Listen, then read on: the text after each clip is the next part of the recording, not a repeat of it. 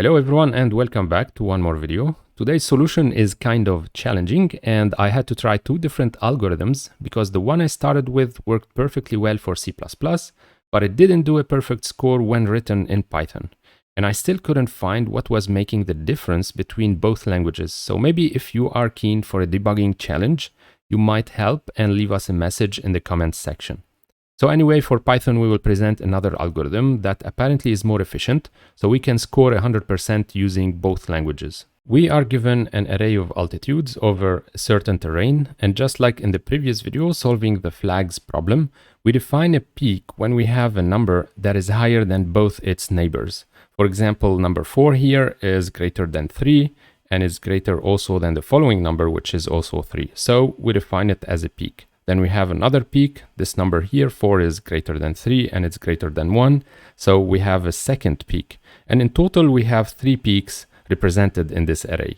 And if this is our array and these are the relative peaks, we want to divide the array into blocks of slices containing the same number of elements. Every block or slice should contain at least one peak. So the goal is to find the maximum number of blocks or slices of the array into which the array A can be divided. Remember that we need one peak at least per block or per slice, and all the slices would have the same number of elements. So we are dividing the array into equal number of elements slices. For example, if we split this array into 2 slices, this one has 2 peaks, the other slice has 1 peak. So these 2 slices are also of size 6. Both they have 6 elements. Then we can try dividing the array into 3 different slices with 1 peak each of the same length for the 3 slices. And here we have a valid configuration, so everything is satisfied. Then trying to reach the maximum number of slices as described by the problem, we attempt to divide the array into 4 different slices of 3 elements each. We have 2 slices that are not with peaks. They don't contain any peaks. Since we are not satisfying all the conditions of the problem, this configuration is not a valid one, and we have to return the maximum number of slices that we have found respecting the conditions, which is 3. So this is our return result provided by our function. And so the result of our function should be 3, which is the maximum number of slices into which we can split the array with at least 1 peak in each slice. So the first algorithm I'm presenting here is the following. I'm going to define an array P standing for peaks with the same size of the array A, and we initialize all the elements of this P vector to 0. At the positions where we have peaks, we are going to put 1. So this is going to identify the positions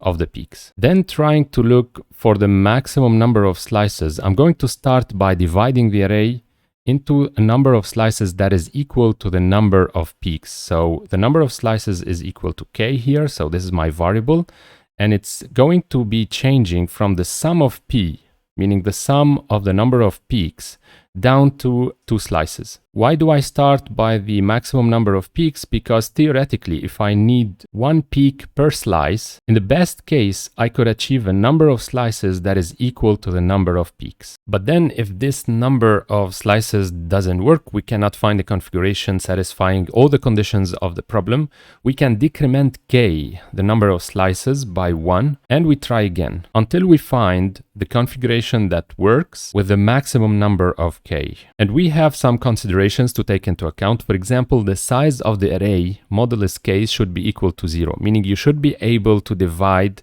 the array by k number of slices. So we have slices of the same size. If it's not the case, we simply jump to decrementing k immediately. We don't have to continue our algorithm. And the way I'm going to verify if each slice contains at least 1 peak is by declaring a new variable ss. The variable is initially at 0, but then when we detect a peak in the p vector, we're going to increment the number of s by 1. If we reach the end of a slice, we have s equal to 0. It means we have just detected a slice without a peak. This also means that our current configuration we are testing is not valid. So we are going to break out of our testing loop, decrement k, and start over again. So testing the value of s is going to be carried out only at the end of each slice. And when we reach the end of the array and we haven't detected any breaking out condition, it means that all of our slices contain at least one peak,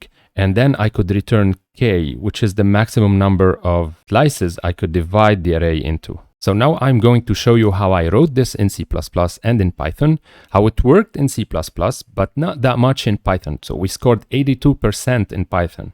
And after that, I'm going to present to you a more efficient algorithm that improves our results in Python. So in C++, this is our solution function. It takes one parameter, the array A. We are going to test the edge case where the size of A is strictly less than 3, in which case we have no peaks. We don't have to test anything. We simply return 0 immediately. Then we are going to declare the vector p of the same size of A, initialized at 0 for all the elements at first.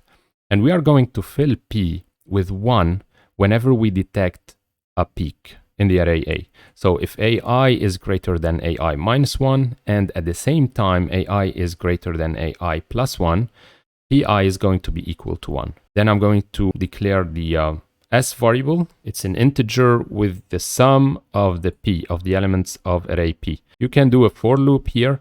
I simply use the accumulate function, but you have to include the numeric library to use this function. So if the sum of p is equal to 0, meaning we have no peaks, we also return 0. Then we start our for loop testing for the maximum number of k, the maximum number of slices. We are going to start with k equal to s, which is the total number of peaks in the array A, and we decrement k for each iteration. So if a.size modulus k is different than 0, meaning we can't divide the array A into equal slices with a number k, in this case we have to continue. We decrement k by 1 unit and we start over again. But if we can divide A into equal slices, in this case we are going to do it here. It's an integer n, meaning the number of elements in each slice. It's equal to a.size divided by k. And I will define two integers, the double s equal to 0 and I equal to 0 at first. So now we can scan the elements of array p from I equal to 0 up to p.size. We are going to add the elements of p to s. In other words, it's the sum of peaks that we have reached up to a certain position, up to position I. And if I plus 1 modulus n equal to 0, meaning if we have just reached the end of a slice, and at the same time we have the total number of peaks in this slice is less than 1, we break out of this for loop. This brings us back to the previous for, where we can decrement k and start over again. Otherwise, if we have a peak at the end of our slice, and at the same time it's the end of the slice, we are resetting the number of peaks to 0. So we can start counting again for the new slice the number of peaks. Then when we have reached the end of the array p, we have tested all the slices if they have peaks or not. We can test if I is greater or equal to a.size. For a particular k, did we find a configuration where we can reach the end of p without breaking out, which means that we have all slices containing one peak at least. In this case, we are going to return this number k, which is the number of slices. Otherwise, if we have tried all the possible k's, number of slices that are allowed, and we haven't found anything, we didn't return k, we never reached the end of our p vector, we are going to return 1, which means that we can only divide the array into one single slice. So this solution in C++ scored a perfect 100%. But when I have written this in Python, and I'm going to show you how it is, it didn't score more than 82% if I recap correctly. And as you can see, it's exactly the same algorithm. So we are defining solution function. We are testing the edge case where the length of A is strictly less than 3. We return 0. Then we create our p vector, which is a list, first with members equal to 0 of the same length of A. And then we detect all the peaks. We replace zeros by 1 at the positions of the peaks in the array p. And this is the sum of p. And if we have no peaks, we return 0. Then for k in range between s and 2 included, so 1 excluded, we decrement k by 1 for each iteration. If the integer length of A modulus k is different than 0, we continue, but otherwise we can continue our algorithm. So n, which is the number of elements in every slice, is equal to the length of A divided integer division by k. Then I defined the double s equal to 0 variable, which is sum of the number of peaks in each slice, I had to use a global j variable just to pass the information from within the for loop to outside of the loop later on. And for I in range from 0 up to length of p, I will increment the number of peaks in the slice by the number pi, the element pi. And if I reach the end of a slice, and at the same time I have no peaks in this particular slice, then I have detected an invalid configuration. So we break out of this loop, this small loop, and we go back to the loop of k to decrement k and start over again. Else, if we reach the end of the slice, anyway, we have to reset the double S to 0 to start counting the number of peaks in this particular slice again. When we have done with this, we have reached the end of vector p. So we have tested if all our slices had at least one peak. We are going to return k. If it doesn't work, if we can't return a k number for any k, we don't have enough configurations respecting the rules of the problem. At the end, we return 1, which is where we are saying that the array can be divided only into one single slice. So although this solution is exactly the same one we have used in the C++ language, it doesn't work. I've tried it. I've tried to debug it on Codility. I didn't have enough time or enough data to see where is the flow. So if you have some time and you would like to exercise more into debugging and so on, if you are interested in this, maybe you can check it out. And if you find something, you can drop a comment in the comment section. The second algorithm works as follows. First, we detect our peaks in the array, and then we are going to declare a list where I will save the indexes of those peaks. So I have 3 peaks at position 3, 5, and 10.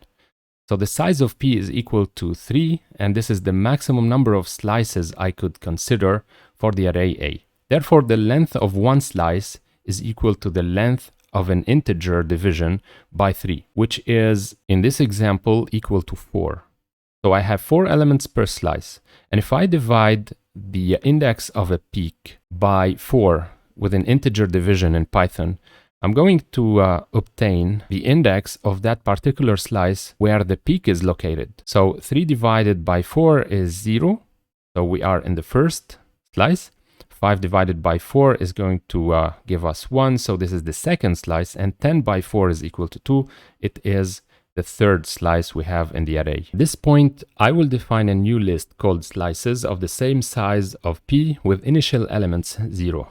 And for each slice, if it's the first peak I'm finding, I'm going to simply put 1, which means that we have found a peak in this particular slice. So at some point, I could test if this sum of this array is equal to the size of p, meaning that each slice has at least one peak.